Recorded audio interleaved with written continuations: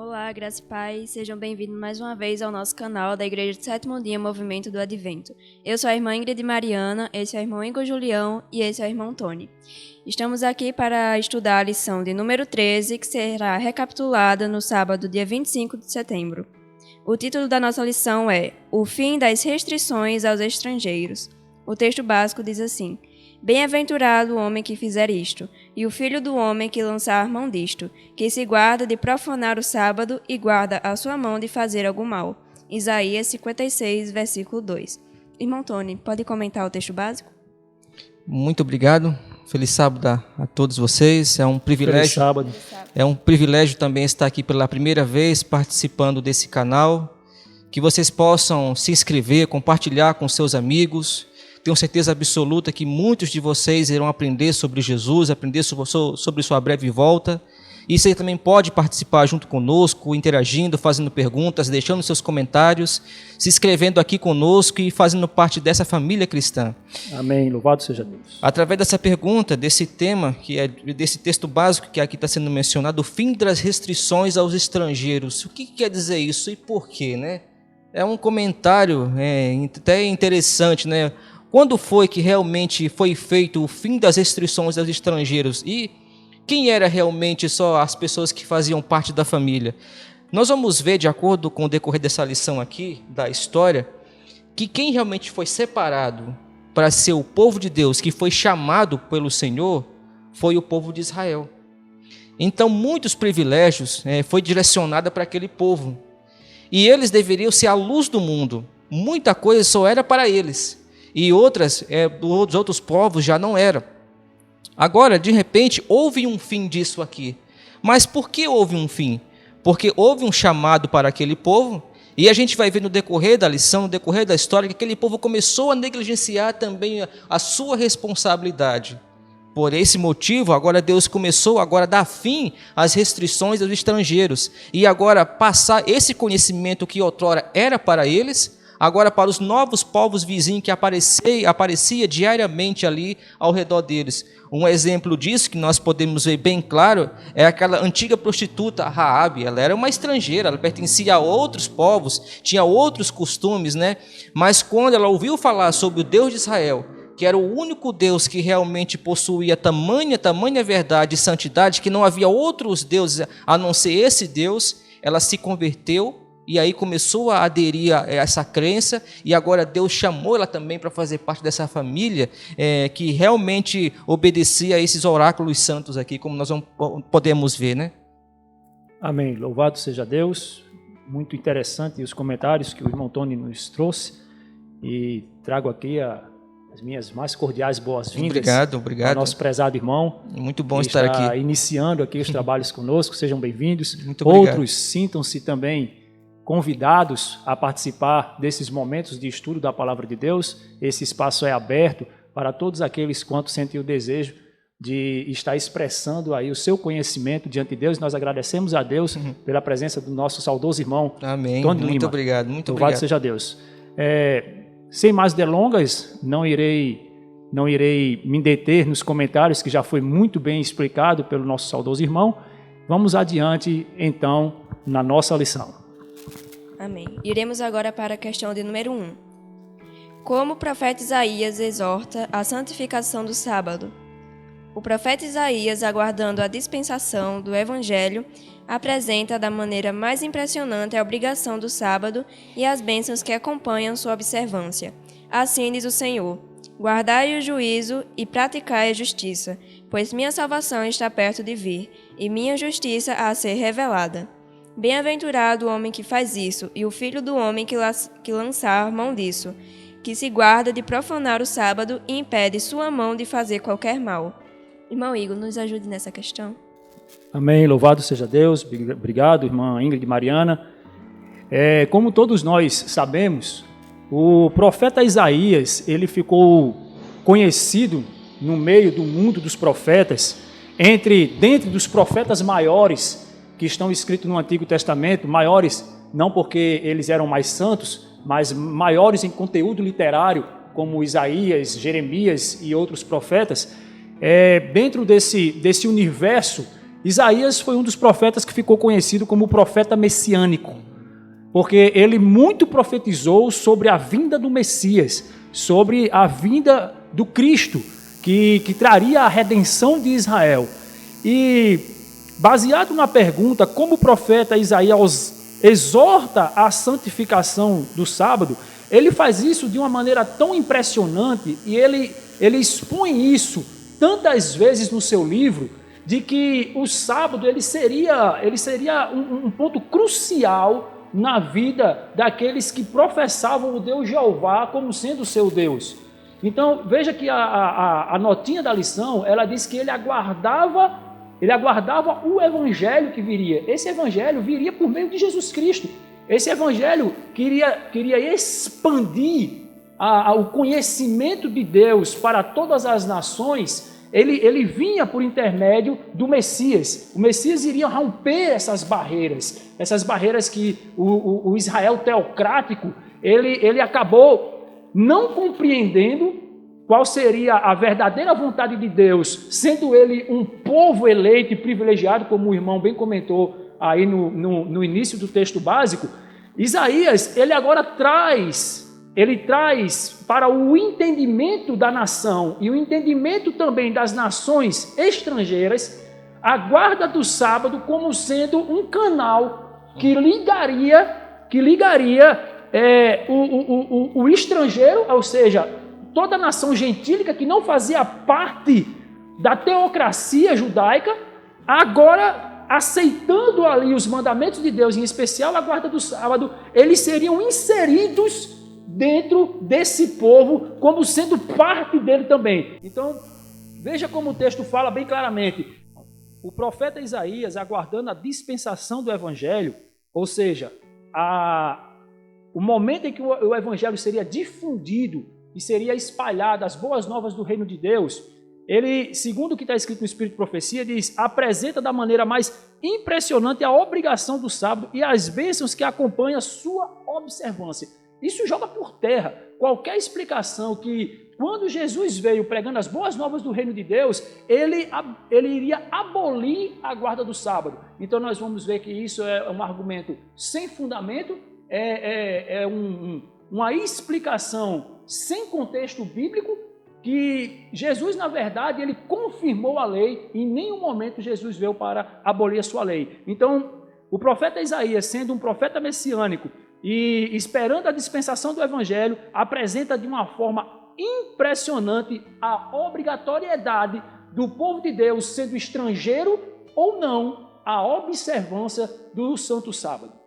Talvez muitos podem perguntar assim, mas por que tanta importância tem o sábado? E por que aqui o profeta está falando assim, sábado? Por que não fala o mandamento honra pai e mãe? Por que não fala o mandamento não terás outros deuses ou não cobiçarás? Mas está sempre direcionada as palavras para o sábado. Por que isso, né? Se a gente for pegar ali no livro de Êxodo, capítulo 20, versículo 8 até o 11, ali vai explicar as razões disso aqui. Vai explicar. Ali, nesse mandamento, o quarto mandamento, vai explicar quem é Deus, certo? Vai mostrar que Deus é o Criador, que Deus é o legislador, ou seja, que Deus ele é tudo. Verdade. Que Deus ele é tudo. Então, se a gente realmente procurar, porque a expressão correta, que não é a guarda, porque guardar qualquer um pode fazer isso, né? Agora, você santificar o sábado da maneira como a Bíblia realmente pede e como Deus realmente pede, se você conseguir santificar o sábado de verdade, então sem dúvida alguma você conseguirá santificar todos os mandamentos. Por isso que o profeta Isaías aqui, ele está dando essa ênfase a esse mandamento, a ênfase ao sábado, né? Porque se você consegue santificar a sua vida diária, né? A sua vida diária ali, seus pensamentos, o seu modo de se alimentar, o seu modo de agir, o seu modo de vestir, o seu modo de se comportar diante da sociedade, então, sem dúvida alguma, você conseguirá observar também os outros mandamentos, né? Por isso que ele deu também essa grande ênfase falando sobre a obrigação da guarda do sábado. Amém. Louvado seja Deus. Iremos agora para a questão de número 2, que nos pergunta assim: os privilégios da lei mosaica eram somente para os israelitas?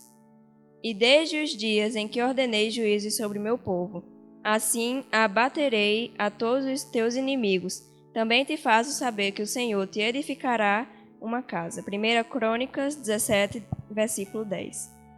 Sob a lei mosaica, estrangeiros e eunucos eram excluídos do pleno gozo dos privilégios concedidos a Israel. Mas o profeta declara que chegará o tempo em que essas restrições cessarão. Os santos oráculos foram especialmente confiados aos judeus.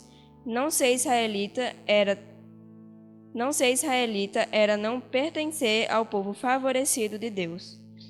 Interessante que aqui é uma razão em que aquele povo de Israel, eles se achavam demais, né? Só eles realmente eram o dono da verdade, somente eles ali era o povo santo, né? Eles agora estavam usando aquele chamado de Deus, colocando a autoridade acima dos outros povos, né? Tudo bem, que podemos entender dentro da história que eles realmente eram para ser o povo santo. Eles eram realmente para ser o sal da terra, era para realmente eles levar avante a palavra do Senhor. A lei mosaica era só direcionada para eles? Sim, porque está falando mosaica vem de Moisés, né? Porque Moisés era o profeta, né? Moisés também, além de ele ser profeta, ele era tipo um civil, né? Ele também criava as leis, né? Juiz, né? Então, ao ele criar essa lei, então essa lei mosaica era direcionada realmente para o povo de Israel. Porém, com o tempo, agora aparece o profeta falando, olha, mas chegará o tempo que esses oráculos aí será direcionado também para outros povos. Por quê? Porque Deus também, ele é observador, né?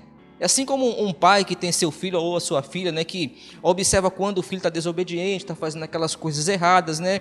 O pai começa a pensar assim, bom, esse menino aí, ele está começando a trilhar outro caminho a não ser a obediência, né? Então chegou o momento de Deus pensar assim, bom, se esse povo continuar nessa rebeldia toda, desobedecendo os meus oráculos, eu terei a obrigação de chamar outros povos, outros, como a gente viu aqui no início da nossa lição, como a gente viu também na pergunta de número 1 e também no texto básico, né? Então, ia chegar o momento de que esses oráculos ia ser expandido para outros povos, a não ser, vou repetir, a não ser que o povo de Israel se arrependesse dos seus pecados, né? E abandonasse também os seus ídolos. Por esses motivos, se a gente for estudar as profecias, nós vamos ver os 490 anos que foi dado do tempo de graça para o povo de Israel, se arrepender dos seus pecados, né? Ali baseado em Daniel 8,14. Mas esse povo ali foi matando os profetas, mataram até o Filho de Deus, né? E aí então foi aonde houve aquela profecia, Jerusalém, Jerusalém, que matas os profetas, né? Quantas vezes eu quis reunir os teus filhos, como uma galinha reúne os seus pintinhos, e tu não quiseste. Aí ele completou dizendo assim, eis que a vossa casa vos ficará deserta, né? Então, nesse momento aí, cessou realmente somente essas palavras para o povo de Israel. Por esse motivo agora, houve um chamado especial também para o apóstolo Paulo, quando ele foi para todos os confins da terra ali, espalhando esse evangelho, até que finalmente chegou aqui a todos os povos, e estamos fazendo parte também aqui, tendo essa luz desse evangelho aqui, que está sendo apresentado para todos nós, né? Mas a lei mosaica, como nós podemos ver aqui na notinha, foi direcionada somente para o povo de Israel. Amém. Louvado seja Deus, irmão Tony.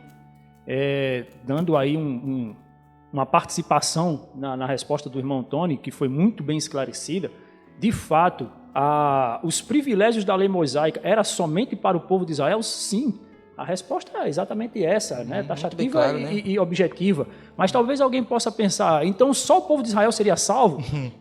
Os privilégios eram apenas para eles? E como nós, não sendo israelitas, temos a oportunidade de salvação? Eu não vou dar um spoiler, vou deixar para que você observe as questões subsequentes. Amém?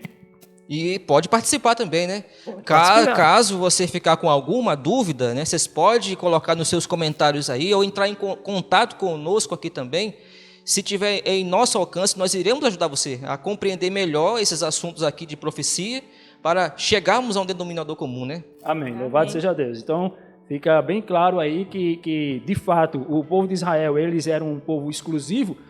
Não vamos entrar naquelas questões, irmão, para não sair do foco da nossa lição, questão calvinista, questão arminiana, eleição, povo eleito, predestinação. Nós não vamos entrar nesses pormenores, não vamos entrar nesses méritos. No entanto, pela palavra de Deus, nós entendemos realmente que os privilégios da lei mosaica eram para um povo distinto, e esse povo era Israel. Mas, então, só Israel se salvaria? Como eu já fiz essa pergunta retórica, mas vamos deixar para as questões subsequentes, para que a gente vá esclarecendo aos poucos e dando luz a esse entendimento. Então, não saia daí e nos acompanhe até o final dessa lição. Questão número 3. Por que os israelitas perderam seu privilégio exclusivo? E aos filhos dos estrangeiros que se unirem ao Senhor para o servirem e para amarem o nome do Senhor e para serem seus servos, todos os que guardarem o sábado, não profanando, e os que abraçarem a minha aliança, também os levarei ao meu santo monte e os alegrarei na minha casa de oração. Os seus holocaustos e os seus sacrifícios serão aceitos no meu altar, porque a minha casa será chamada casa de oração para todos os povos. Isaías 56, versículos 6 e 7. Os judeus passaram cada vez mais a se considerar superiores por direito divino a todos os outros povos da terra. Contudo, não tiveram o cuidado de manter seu caráter santo e separado, prestando obediência a todos os mandamentos de Deus. Agora o profeta declara que o estrangeiro que amar e obedecer a Deus terá os privilégios que pertencem exclusivamente ao povo eleito. Até agora, a circuncisão e a estrita observância da lei cerimonial foram as condições sob as quais os gentios podiam ser admitidos na congregação de Israel. Mas essas distinções deveriam ser abolidas pelo Evangelho. Amém, louvado seja Deus. E aí, irmão Tony? Essa questão aqui de Israel perder o privilégio, esse é um exemplo de que vem começando desde lá do céu. Por exemplo, lá no céu, o chamado especial para comandar toda a corte celestial foi feito para quem? Para Lúcifer. Lúcifer foi concedido para eles grande poder, foi concedido para ele grande saber, ele foi dotado realmente de superpoderes. Só que com o passar do tempo, Lúcifer, ele começou agora a querer ser superior a Deus. E agora Deus o rejeitou e colocou outro no lugar dele, né? Como nós podemos, de acordo com a luz que nos foi dada, o anjo Gabriel, que é o anjo mais poderoso, ele que ocupa a posição de Satanás hoje, né? E Satanás, ele tem essa raiva muito grande porque ele perdeu o seu direito, né? Do mesmo modo também, acontece em nossos dias também. Deus faz um chamado especial, certo? Se você realmente for obediente ao seu chamado, respeitar esse chamado especial que Deus deu para você, então muitos privilégios você terá. Assim como Deus chamou o antigo Israel, ele também chama a sua igreja também hoje. Mas aquele povo judeu, né, como a gente já leu aqui no início do nosso estudo de hoje, né, a gente viu que eles estavam querendo ser superior aos outros povos. Não, só eu vou me salvar, só eu tenho a luz, você não tem parte, né? Por isso que muitas pessoas morriam apedrejadas, né? Por isso que muitas pessoas, né, era desviado, era queimado muitas vezes, né? Eles se cometesse pecado, tinha que cumprir a lei, né? Quantas pessoas não morreram apedrejadas pelo simples fato, né, de violar um mandamento aqui, cometer um adultério ali, né? E eles ali se acharem que eram os donos da verdade, né? E aí, então, só que o tempo foi passando e esse povo começou a ficar na desobediência, né? Começou a violar os mandamentos de Deus. Por isso que, pouco a pouco, eles foram perdendo os privilégios, né? Foram perdendo os privilégios, mas muitos podem dizer assim, mas aquela cidade não é uma cidade santa, né? Uma cidade santa que foi um povo da profecia, né? Bom, meus irmãos, realmente não existe profecia, se a gente for estudar a palavra de Deus, mas existe um chamado, né? E esse chamado, eu e você, todos nós, devemos honrar o chamado que nos foi dado, né? Caso contrário, vai acontecer aqui, de acordo com a história. Deus passará por alto, né? O chamado ele vem acompanhado de promessa. Sim. Da mesma forma como Deus chama, ele promete. E ele promete sempre sobre suas condições, porque se ele é quem chama, ele é quem dita as regras. O caso de Israel, nós vemos aí uma clara exposição de um ditado popular que diz assim: quer conhecer alguém, dê poder para ele. Ou não é verdade? Quer conhecer alguém, dinheiro, né? Dê poder, dê dinheiro. Então, o Israel, ele foi dotado realmente de muitos privilégios da parte de Deus. Deus chamou aquele povo para que eles fossem luz para o mundo, como o irmão bem falou. O problema é que eles não se mantiveram na obediência. Eles não se mantiveram na obediência, eles não se mantiveram na santificação, na consagração, eles passaram a profanar todas as leis de Deus, especialmente o sábado e tantos outros preceitos da sua lei foram sendo deixados para trás. Entraram num formalismo e chegou a um ponto que a palavra de Deus disse que o que ele queria não era o sacrifício, mas misericórdia. O que ele queria não era sacrifício, mas misericórdia. Então, até mesmo os profetas, eles relataram que todos os seus sacrifícios, seus incensos, suas orações, seus jejuns, tudo era em vão. Tudo era em vão. Tudo era em vão. Por quê? Porque o coração não estava mais santificado. A misericórdia já não existia mais dentro do coração daquele povo. Aquele povo, ele passou a ser exclusivista. E a intenção de Deus, quando ele levanta um povo, não é o exclusivismo, não é a exclusão de outros povos, mas sim a inclusão destes. Né? Então a intenção de Deus é manter os seus oráculos vivos, a sua vontade sempre vista pela humanidade. Para isso ele precisa que tenha um representante dele na terra. Sendo você o representante de Deus, a sua obrigação diante de Deus é incluir outros para fazer parte deste povo. E isso foi o que Israel não entendeu. O que é que ele pensou? Fui eleito, fui chamado, as promessas e as profecias recaíram sobre nós, então vamos para o conforto, vamos nos acomodar por aqui, porque a coroa é nossa, ninguém tasca. Mas não é por aí. Se você não se manter fiel, você perde a sua coroa, como diz a palavra de Deus. Aquele que estiver em pé, cuide para que não caia. Ele também diz assim, guarda o que tem, para que ninguém tome a tua coroa, né? Porque se eu perder, eu tenho uma fila enorme querendo. Né? Amém. Louvado seja Deus. A questão de número 4 nos faz a seguinte pergunta: qual seria a condição para que todos pudessem usufruir das bênçãos do sábado? E aos filhos dos estrangeiros que se unirem ao Senhor para o servirem e para amarem o nome do Senhor e para serem seus servos, todos os que guardarem o sábado não profanando e os que abraçarem a minha aliança, também os levarei ao meu santo monte e os alegrarei na minha casa de oração.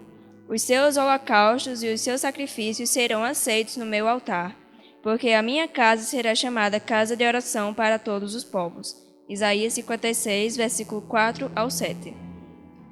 Todo aquele que guarda o sábado de contaminá-lo e se apodera de meu poder, sim, eu o levarei ao meu santo monte e farei com que ele se alegre em minha casa de oração. Só as ofertas queimadas e seus sacrifícios serão aceitos no meu altar, pois a minha casa será chamada casa de oração para todos os povos. Então, irmão Igor, qual seria a condição para que todos pudessem usufruir das bênçãos do sábado? É não contaminá-lo, não profanando o santo sábado e tomando posse do poder de Deus para a sua vida, para a sua condição espiritual. Então, na questão anterior, nós vimos que para ser incluído na nação judaica, na nação israelita, era necessário a circuncisão e a observância de todos os ritos sacrificiais. Toda a cerimônia deveria ser observada pela nação gentílica, que passava agora a fazer parte. E nós vimos também que, com a dispensação do Evangelho, como diz aqui, mas essas distinções deveriam ser abolidas pelo Evangelho. Quais distinções? Justamente essas, da observância dos ritos sacrificiais e também da circuncisão. Porque vale salientar, irmão Tony, prezados ouvintes, irmã Ingrid Mariana, que por que Deus então estabeleceu as leis cerimoniais se era para um dia acabar? Por que Deus fez isso? Se não era para ser perpétuo, não devia nem ter inventado, vamos dizer assim. Veja, meus prezados irmãos, nós temos que considerar o contexto da época. A nação israelita, quando ela peregrinou pelo deserto, indo a Canaã, vindo de uma nação egípcia, uma nação pagã, onde eles foram escravos durante 400 e poucos anos, eles estavam ali não mais envolvidos com a vontade de Deus. Eles não tinham mais a percepção do que era a vontade de Deus e do que não era, até porque eles entenderam vontade de muitos deuses, porque aquela nação egípcia tinha um panteão enorme. Então, sendo eles uma nação politeístas, eles adoravam muitos deuses e você aprendia muita coisa de muitos deuses. Então, por que eu estou fazendo esse breve panorama? Porque eu perguntei assim, por que então que Deus estabeleceu as leis cerimoniais se era para acabar um dia? As leis cerimoniais serviram de forma didática para conduzir o povo a Cristo. Você vê que lá no livro de Romanos o apóstolo Paulo diz assim, porque o fim da lei é Cristo, a finalidade da lei é Cristo. Então, era necessário realmente a circuncisão, era necessário o sacrifício de cordeiro, porque tudo isso apontava para Cristo. Mas vindo agora o evangelho, vindo Cristo cumprir toda a lei, não se fazia mais necessário. Então, qual era o elo? Né? O que iria unir agora a nação judaica, aquele que era observador das leis mosaicas, e a nação gentílica nessa inclusão? Aí fica muito claro e nítido na palavra de Deus que era a santificação do sábado. A santificação do sábado, ele unia todos os povos, eles se tornavam todos um só. Por isso que lá em Ezequiel 20:20 diz a palavra de Deus que os meus sábados servirão de sinal entre mim e o meu povo, né? Aí voltando para aquela questão de Abraão. E que povo seria esse? Apenas a nação israelita? Não, Abraão seria pai de muitas nações e não de uma única nação. Só completando também a sua resposta aí no que você falou, quando Israel saiu do Egito, era mais de 600 mil pessoas, sem contar mulheres e crianças. Uns 2 milhões de pessoas? É muita gente. Se a gente for analisar, é a nação de Ribeirão Preto. Ribeirão Preto é como se fosse a Grande Natal. Ou até igual, paralelo uma outra, né? Então imagina só, eu comparo, né, eu faço uma teoria assim de que a lei mosaica é como se fosse uma lei que nosso país exige. O nosso estado, por exemplo, se você for em Ribeirão Preto, lá também tem suas leis. Se você for em Curitiba, aqui no Paraná, Curitiba também tem as suas leis, tem as suas regras, né? Se você for em outro país, por exemplo, se você for na França, se você for no Egito, se você for na Austrália, cada país tem a sua organização e tem as suas leis. Quando Israel saiu do Egito, era necessário ter uma lei para aquele país, porque agora já não era mais um bando de escravos, agora eles eram uma nação, era um país, né? Organizado. Precisava de uma organização. E a gente vai estudar dentro da lição, né? Se a gente for ver esses ritos, como a circuncisão, né, sacrifícios realmente de cordeiros, apontavam realmente para Jesus. Mas era uma coisa muito pesada. As pessoas não podiam ver ninguém machucado, porque não podia ajudar, porque era sábado. A circuncisão não era todos os rapazes e homens que gostavam de fazer aquilo, que era um sacrifício muito grande. Então, quem fazia realmente isso com prazer eram aqueles que realmente santificavam o sábado, aqueles que realmente obedeciam os mandamentos de Deus. Eles, sendo fiel a Deus, né, eles obedeciam também de bom grato a esses outros preceitos, né? Por que naquela época, mesmo tendo a exigência de Deus, né, Deus muitas vezes se manifestando ali no meio deles, ainda tinha pessoas que eram pegas em adultério, era pego pessoas também cultuando outros deuses? Por que isso? É porque eles não respeitavam também a Deus. Dura cerviz, né? Isso, né? De eles adoravam a Deus somente da boca para fora. A mesma coisa também é hoje, né? Se você for ver no nosso país, o Brasil, ele também tem as suas leis, né? Mas essas leis também um dia vai ser acabada, né? E por que se a gente for fazer uma análise, essas leis que há no nosso país, o Brasil, também foi por permissão de Deus. Também foi Deus que criou, porque tudo provém de Deus. Mas essa lei que foi criada aqui no nosso país, no Brasil, também será acabada. Assim também como foi a lei de Moisés. E o que vai nos unir? O que vai nos unir é o Santo Sábado de Deus, né? A santificação, a obediência a esses oráculos do Senhor. Amém. Louvado seja Deus. A questão de número 5 nos pergunta assim: mediante a desobediência de Israel, o que Deus prometeu? Assim diz o Senhor Deus, que congrega os dispersos de Israel. Ainda juntarei outros aos que já se lhe ajuntaram. Isaías 56, versículo 8.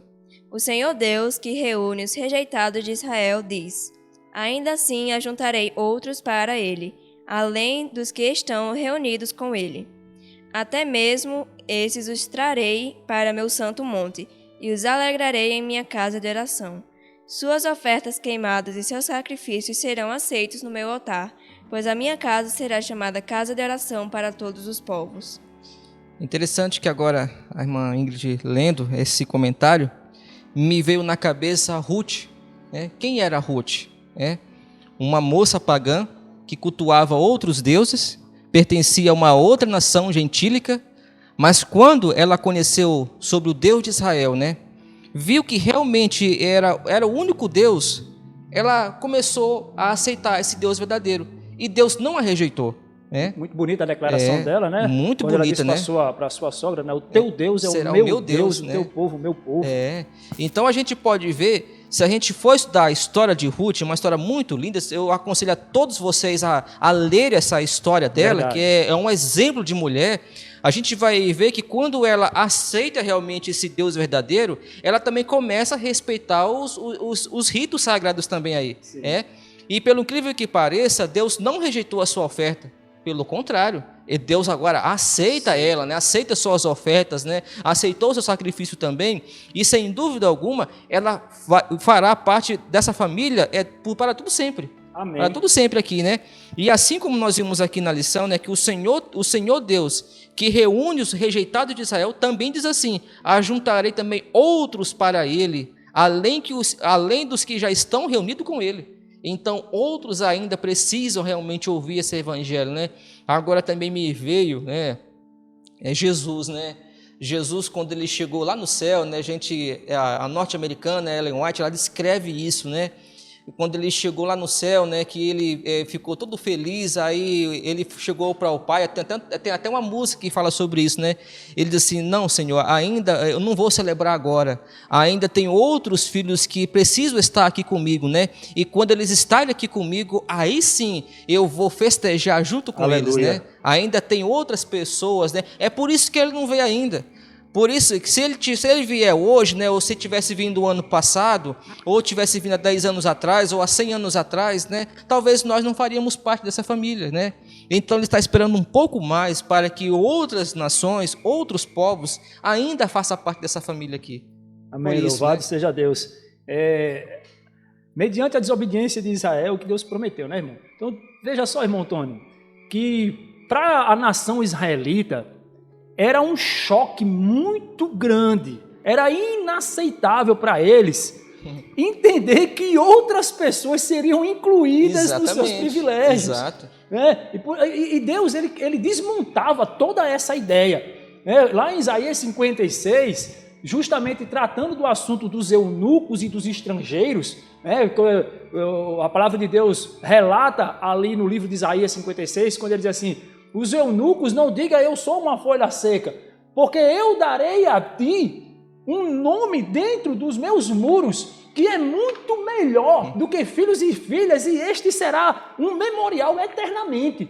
Então, o eunuco ele não precisa se vitimar por conta da sua condição, porque Deus o exaltará. A mesma coisa ele dizia para o estrangeiro. Ainda em Isaías 56, ele diz assim: e ao estrangeiro eu aceitarei dentro da minha casa. O israelita ficava louco quando o profeta trazia essas informações. Mas como assim? O eunuco, como assim o estrangeiro e nós? Justamente por quê? Porque muitas vezes as pessoas de outras nações, como o irmão citou o exemplo de Ruth, abraçava esse Deus e as suas ordenanças com tanto amor que eles professavam isso na sua vida diária, e eles inalavam esse desejo de servir a Deus da maneira mais fiel do que o próprio povo escolhido. Então, daí vem a questão, mediante a desobediência de Israel, o que Deus prometeu? Que chamaria outros. Mesmo. E ele diz assim: tem esses aí que já estão dentro, que são os eunucos, que são os estrangeiros, que são... E ainda além desse, ainda vai ter mais outros ainda. Aí Israel pirava. Aí Israel dizia: pronto, então daqui a pouco nós não somos mais o povo. E de fato, deixaram de ser por conta justamente da sua desobediência. E essa foi uma das razões que eles criaram um ódio muito grande por Jesus e o mataram. Exatamente. Porque Jesus, olha, para você ter uma ideia, desde aquela época aquele povo já vinha sendo advertido e rejeitado. Porque Jesus, quando chegou, Jesus não falou assim: vocês são uma nação eleita, vocês são isso, tal. Vem aqui, mas pelo contrário, é claro que Jesus os advertiu, né? Falou assim: olha, se vocês abandonarem seus pecados, né, vocês farão parte do reino de Deus, né, e tal, né? Mas Jesus estava reprovando o pecado deles, né? E aí então, com aquele olhar de superioridade, né, eles achando que eles não poderiam ser rejeitados, foi onde eles mataram o Filho de Deus, né? Esse foi um dos motivos, né? Amém. Louvado seja o nome do Senhor. A nossa penúltima questão, a questão número 6, nos diz assim: que promessa é feita aos guardadores do sábado? Também lhes darei na minha casa e dentro dos meus muros um lugar e um nome, melhor do que o de filhos e filhas. Um nome eterno darei a cada um deles, que nunca se apagará. Isaías 56, versículo 5. Nem fale o filho do estrangeiro que se uniu ao Senhor, dizendo: O Senhor separou-me totalmente de seu povo. Nem diga ao eunuco: Eis que sou uma árvore seca, pois assim diz o Senhor aos eunucos que guardam meus sábados e escolhem o que me agrada e cumprem meu convênio. Sim, a eles darei em minha casa e dentro de minhas paredes um lugar e um nome melhores do que de filhos e de filhas. Eu lhes darei um nome eterno, que não será apagado. Que promessa, hein? Então, que promessa é feita aos guardadores do sábado? Eu dei um spoilerzinho na questão anterior a respeito desta, né? Então, a promessa para os guardadores do sábado é justamente a promessa de salvação, a promessa de eternidade, a promessa que nada nesse mundo pode ser mais atrativo do que aquilo que Deus tem prometido para aqueles que são obedientes à sua lei. E eu passo a palavra para o irmão Tony, levantando a questão que o irmão mencionou no início da nossa lição. Por que o sábado é tão falado? Por que não os outros mandamentos, né? Então, que promessa os fiéis, os guardadores do sábado? Quais são as promessas para os guardadores do sábado? É a promessa de eternidade, a promessa de salvação, a promessa que Deus vai exaltar acima de tudo, acima de todos, porque você foi observante da lei de Deus. Só abrindo um parênteses aqui, irmão Antônio, antes de passar a palavra, a Igreja do Sétimo Dia, Movimento do Advento, para que fique bem claro, ela não prega o legalismo. Sim. Não é o legalismo que nós estamos pregando, não é salvação pelas obras. Como diz em Apocalipse 14, 12. Não é salvação pelas obras, mas aqueles que guardam os mandamentos de Deus e a fé em Jesus Cristo, né? E a fé em Jesus Cristo. Então, veja só, mas uma coisa não exclui a outra. A fé em Jesus Cristo não lhe torna agora um desobediente à lei. Muito pelo contrário.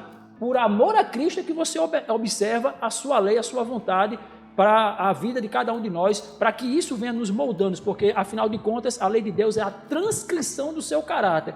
E isso revelado a nós vamos nos assemelhar ao caráter de Deus por meio da observância da sua lei. Então, aqueles que guardam o sábado, obviamente, eles vão ter os privilégios da eternidade. Mas por que o sábado, irmão? Então, muito bem, né? Uma vez na minha cidade de Araraquara, saudações aos irmãos de Araraquara, né? Amém. Que Deus abençoe vocês que estão participando aqui conosco desse momento especial. Um dia lá também, eu fazendo uma palestra, né? E levantei também essa questão. Por que o sábado, né? Se a gente, novamente, repito, né? Se a gente for pegar o livro de Êxodo, capítulo 20, versículo 8, né? A expressão que é dita ali no início daquele parágrafo é assim: lembra-te de santificar o sábado do Senhor, que é dito lá, né? Lembra-te de santificar os meus sábados, né? Então, quando fala santificar, muitas pessoas falam assim: no dia de sábado eu não posso chamar palavrão, mas quer dizer que nos outros dias você pode, né? Aí quer dizer que no meio da semana você pode assistir um filme pornográfico e no sábado não, porque o sábado é santo. Se você que é pai da Ingrid, a Ingrid pode te responder no meio da semana, mas no sábado não, porque o sábado é santo. Então não posso fazer isso, né? Mas veja bem, a grande pergunta que eu fiz um dia numa palestra que eu fiz lá é quando realmente, aonde começa a santificação do sábado, né? Se a gente for fazer uma análise e for ver realmente a santificação do sábado, ela começa dentro de você. Amém. Ela começa dentro de você, porque se você tem uma mente sadia, uma mente santa, se você durante a semana tem o hábito de orar, se você durante a semana tem um hábito de consagrar a sua vida a Deus, se no meio da semana você tem o hábito realmente de respeitar o seu pai e a sua mãe, então ficará muito fácil de vocês santificar o sábado. Aí você terá o privilégio de chegar o dia do Senhor e dizer assim: feliz sábado, irmão Igor. Feliz sábado, irmã Ingrid. Por quê? Porque você passou a semana inteira se santificando. Para você ter uma ideia, a pessoa que realmente se santifica, a pessoa que realmente possui o Espírito Santo de Deus, ele vai ser obediente ao pai e à mãe. A pessoa que realmente santifica o sábado, que se consagra diariamente, ele não vai ter outros deuses, ele não vai deixar que o seu eu, o seu ídolo tome conta dele. Por quê? Porque ele está se santificando diariamente, ele está buscando. O que Paulo falou? É que o fruto do Espírito Santo são caridade, paz, amor, paciência. Então, tudo isso, por essa razão, é que dita que aos que realmente lembram de santificar o sábado, essa promessa é feita para eles, né? A eternidade, porque Amém. Se você realmente está se santificando, porque o sábado, se a gente for ver, ele é um diferencial dos outros. É um diferencial. Então, se você possui o caráter de Jesus, se você possui o Espírito Santo de Jesus, então os outros mandamentos ficarão fácil e a outras pessoas também verão que você é um cristão. E aí, ao você realmente cumprir esse dever, você ganhará a eternidade para todo sempre. Amém. Amém. Glória a Deus. A nossa última questão número 7, nos pergunta assim: o que significa cavalgar sobre os altos da terra e ser sustentado com a herança de Jacó? Então te deleitarás no Senhor, e te farei cavalgar sobre as alturas da terra, e te sustentarei com a herança de teu pai Jacó, porque a boca do Senhor disse. Isaías 58, versículo 14. Se você desvia o pé do sábado, de fazer a sua vontade no meu dia sagrado, e chama o sábado um deleite, o santo dia do Senhor, honrado, e deverás honrá-lo, não fazendo os teus próprios caminhos, nem encontrando teu próprio prazer, nem falando tuas próprias palavras, então te deleitarás no Senhor, e te farei cavalgar sobre os lugares altos da terra, e te alimente com a herança de teu pai Jacó, porque a boca do Senhor disse. Vi que não sabíamos ainda o que era cavalgar sobre os altos da terra, e ser sustentado com a herança de Jacó. Quando, porém, o refrigério e a chuva serôdia vierem da presença do Senhor e da glória de seu poder, saberemos o que é ser sustentado com a herança de Jacó e cavalgar sobre os altos da terra. Veremos então mais da importância e glória do sábado, mas não o veremos em toda a sua glória e importância até que seja feito conosco o concerto de paz à voz de Deus, e as portas de pérola da Nova Jerusalém sejam abertas completamente e revolvidas em seus luzentes gonzos, e a alegre e jubilosa voz do adorável Jesus seja ouvida de maneira mais esplêndida que qualquer música que já penetrou em ouvidos mortais, convidando-nos a entrar. Então, o que significa cavalgar sobre os altos da terra e ser sustentado com a herança de Jacó? É contigo, irmão. Muito obrigado, né? Eu agradeço a oportunidade, né? O que significa isso aqui, né? Muitas pessoas agora podem falar para nós aqui nesse momento: olha, irmão, mas está vendo aí que está falando sobre a descendência de Jacó? E quem é a descendência de Jacó é o povo lá de Israel. Você pode estar falando assim, Você pode estar falando, Interessante que Deus ele fez uma promessa aqui para Jacó, né? Fez uma promessa aqui para Abraão, quando ele chegou diante de Abraão, falou assim: ó, Abraão, de ti farei uma grande nação, né? Também falou para Jacó. Jacó ele foi tão amado por Deus que até trocou o seu nome para Israel, né? Trocou seu nome para Israel. Mas a gente vai ver ali no livro de Apocalipse, capítulo 7, de 1 a 3, fala sobre os 144 mil, de todas as tribos dos filhos de Israel, né? Aí você pode dizer assim, tá vendo como essas palavras aqui é direcionada para aquela nação ali, né? Mas você vai ver Paulo falando assim, que não é Israel da carne, né? Mas é aquele no espírito, naquele que realmente obedece aos mandamentos do Senhor. E para você ter uma ideia, o próprio Jesus confirma as palavras de Paulo, eles não entram em contradição. Não entra, né? Para você ter uma ideia, quando aqueles pessoal chegou diante de Jesus, falou assim: olha, como você vem reprovar a gente, Jesus? Nós somos os filhos de Abraão, né? Nós fazemos parte da nação eleita, né? Nós fazemos parte do povo da profecia. Aí Jesus olha para eles assim, com um olhar de reprovação, e diz: ai, meus queridos, vocês não são filhos de Abraão, não. Vocês são filhos do diabo. Olha só que repreensão. Se fosse filho de Abraão, faria as obras de Abraão. As obras de Abraão, né? Porque Abraão amou a Deus, né? Abraão obedeceu os meus mandamentos, né? A mesma coisa também acontece em nossos dias. Se eu e você obedecemos os mandamentos de Deus, se eu e você realmente respeitamos os oráculos do Senhor, fazemos parte também da família de Jacó. Amém. Fazemos parte também da família de Abraão. Fazemos parte desse povo da promessa aqui. Louvado seja Deus. E a promessa que é feita a Abraão, Isaac e Jacó permanece até os dias de hoje. Será que acabou essa promessa? Não acabou, né? O próprio Deus também falou assim, que o meu servo Davi, ele reinará para todo sempre. Mas como funciona isso? Davi morreu já, né? Davi já morreu, Mas aí, se você for ver, o próprio Jesus era judeu, ele também era da linhagem de Davi, e todos esses realmente que obedeceram e aceitaram a Jesus, como diz assim, aqueles que me amam, guarda os meus mandamentos, Amém. né? Então, todos aqueles que realmente forem obedientes a esses oráculos do Senhor, receberão o selo do Deus vivo e farão parte também dessa nação eleita, como nós estamos vendo aqui. Por isso que ele falou nas perguntas anteriores aqui, nesses outros comentários, né, a gente viu, que ainda outros povos também que terão o privilégio de fazer parte dessa família cristã. Amém. Glória a Deus, louvado seja o nome do Senhor.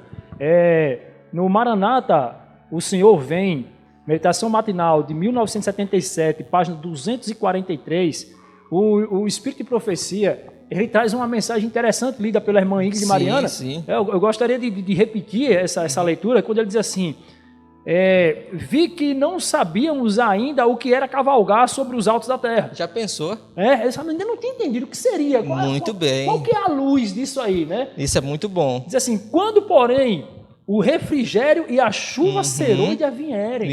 Isso. Olha que bacana, irmão. Eu vou perguntar aqui para o irmão Tony. Vou perguntar para a Ingrid Mariana. Pode perguntar, Vamos perguntar para o irmão Tony. Vamos perguntar para o irmão Tony. Quando, porém, o refrigério e a chuva serôdia vierem da presença do Senhor e a glória de seu poder, saberemos